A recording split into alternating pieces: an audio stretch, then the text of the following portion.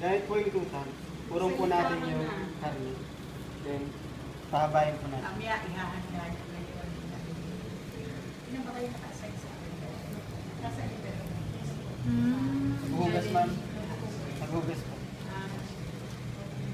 Yung pala pagpapahan. Si Celine pala. Uy, na-opera na sa puso. For sponsor yun ng Philippines. Tol po. Ialak siyang balapin. Tapos pasok po natin dito. Gagawin niyo yan mamaya kahit ito-lima. Hindi kayo makakaalis dito. Kaya sabi ko, hands on. Pag gano'n, madali eh. Hirap lang po yan no, kapag marami, iba-iba ang size. Kung hindi pa siya. Kasi ang tao, iba-iba pulso. Dapat ang gumagawa niyan, isang pulso. Pag hindi, iba-iba. Mamaya, tingnan niyo kung ano mangyayari sa inyo. May maliit, may malaki.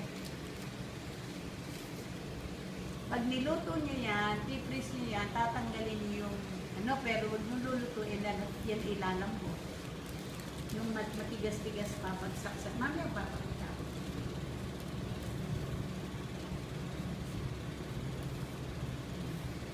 Dumating yan, mga walang alam. Nagawa kayo skinless?